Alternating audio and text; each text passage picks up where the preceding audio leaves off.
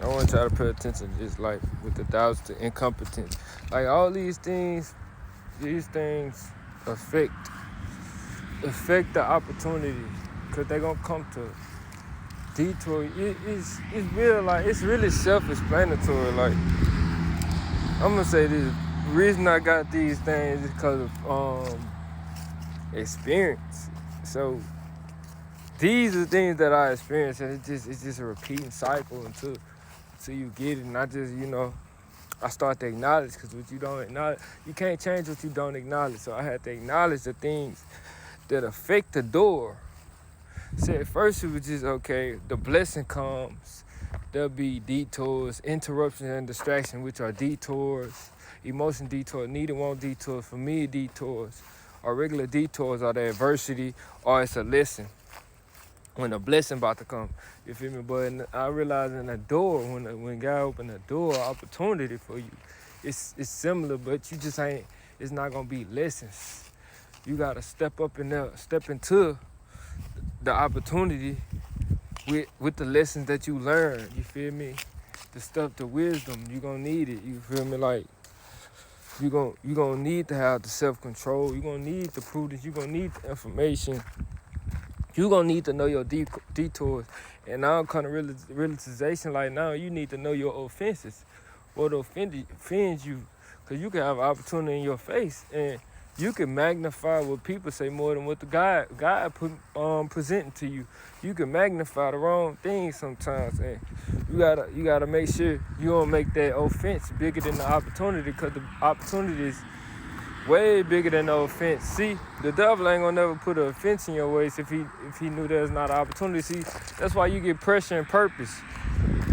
In the beginning stages, when you first find in Christ, you get much pressure when you going through the trials, because he know if that word take root, you know what I'm saying, it's going to be a problem for his kingdom. It's going to be a problem for the kingdom of darkness. But as long as you keep going through the trials, you allowing that word to take root, Satan can't do nothing about it. So, yeah. In the deal, I heard this from a preacher, but he just brought me the realization. Okay, I can break this down this way and people can understand it.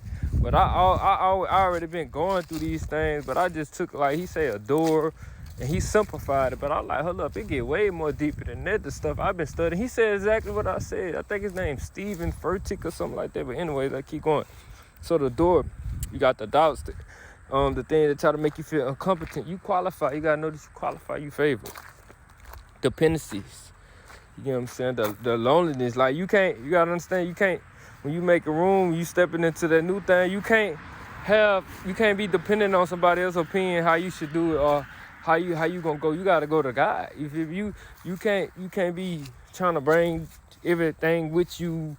You gotta unpack all that stuff. You feel me? So your disappointments. Don't bring that into new opportunity. Distractions. Know your detours and distractions and interruptions. Like I said, these are detours. We're gonna get to that. Oh, well, we really already went over it, but okay. So the O for outcomes. God is in control of the outcomes. You gotta understand that the minute you try to control outcomes, that's frustration. Cause only thing you in control of is how you react to a situation. So you gotta let go of control, trying to control possible outcomes, which can be your ideas of overthinking scripts in your mind. You gotta understand, like TDJ said, he say, sometimes we write down scripts, we have scripts in our mind that people didn't sign off on. You gotta understand, it really be like that, like scripts people did not sign off on, and it could be in your mind. So you gotta pay attention to that, because Satan can use that against you. See, you can take a familiar script, something that you've been through in your life, in your situation, as you was coming up, going through these trials and all these things, and you can project that script and, feel as though it's a similar situation. Some can trigger you to have that same, make that script pop up, and you start projecting on people in a certain way. But that's just like contending. That's resisting people. You don't resist people. Resisting people is like you being offended. So you gotta not resist people. I had to learn the hard way. Don't have resentment toward people. So know God is in control. Don't overthink. Don't get rid of the old ideas of things, how things used to be, the scripts in your mind. And the other thing that can be the monitor spirits, they can bring projections of false outcomes, fears, or possible outcomes. They can come project that on you as you trying to stay focused on your purpose-driven decision. So you gotta make up your mind. You gotta write down your plan. That's when all this stuff that's when all this stuff start coming at you. When you start planning and you really write it down, you put it as a focus. That's when the monitoring spirit is gonna attack you the most. When you get to put it on your plan, you get to planning it. It's like commit whatever you do to the Lord, He will establish your plans. When you plan, that's when the monitoring spirit is gonna attack you the most. So I'm gonna give you the heads up. It's a reason though. They want your focus. So you gotta let God control you. The only thing you in control of your reactions towards the offense, this can affect you reaching the opportunity. The next offenses, your stumbling block, emotional detours. What provokes you to anger? What provokes you? Just what provokes you that takes your mind off. Like it could be simple as adversity just coming in your way. It could be simple as that. What provokes you? You gotta know these things. Start noting them down. What you don't acknowledge, you can't change what you don't acknowledge. So acknowledge them. What provokes you? The R, regrets, rejection. You just don't bring that into opportunity because it's a new thing. That the regrets and the rejections of past opportunities or past, disappointments. That's just clutter. That's just garbage. You can't bring that to the new opportunity thinking how that happened, that's going to happen. That's a script. That's why I say. And now, he go to the detour. This is my favorite part. This one really got me on that level. I'm telling you. Side note, okay. Know your detour is important. When the interruptions and distractions come, you got to know that the interruption and distraction, they either going to come with a need and want detour, which is going to be your temptations. Emotional detour, so you don't make emotional decisions. Trying to reflect on your emotions. Familiar detours, which is your trauma, the scripts in your mind. Familiar matters. The used to, or what used to be. Or it could be the adversity, the enemy, the offenses, the stumbling blocks, the things placed in your way.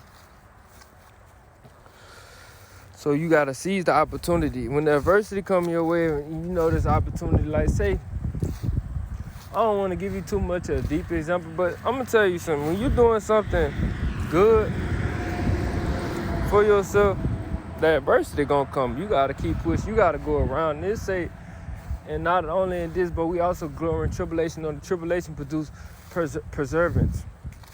Perseverance. Perseverance produce character, and character produce hope. So you gotta endure. You gotta go around that obstacle.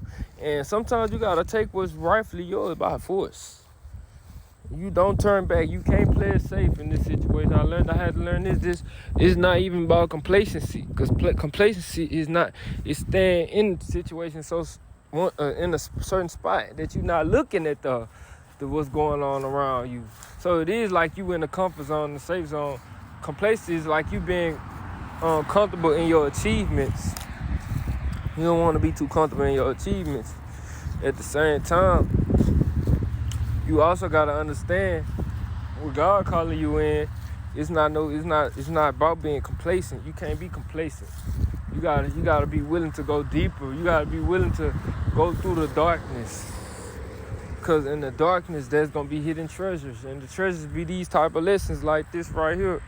You gotta be willing to get out your comfort zone. Like I say in the parable of the 10 virgins, the wise servant and the wicked or the foolish servant. You gotta understand, they got pulled out of their comfort zone. They woke up out of their comfort zone, and the opportunity was unexpected. That's how God moved. He moved unexpectedly. When the opportunity comes, it is unexpected. I'm gonna tell you, if you get these things planted in your heart and your mind, you will start seeing opportunities way different. Like I'm just really just like it happened with the parable of the 10 virgins. It happened with me this morning. That's why I say I can't sit right here and act like okay, it's not true. Like the opportunity came.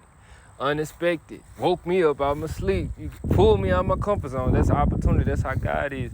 He gonna pull you out your comfort zone. And I ain't gonna lie. I like these. I like these. I like these. Let me be honest. I like the season when there's opportunities, and it just tests my discernment. You feel me? It really does something. If it wasn't for these type of seasons, like I say, treasures of darkness, riches stored in secret places. If it wasn't for these type of seasons, going through, I wouldn't be able to, have a strategy for seeing opportunities. But I'm gonna tell you though, as long as you kept going when that no came, see, me keeping the mindset of no meaning next opportunity, that's what caused me to get this.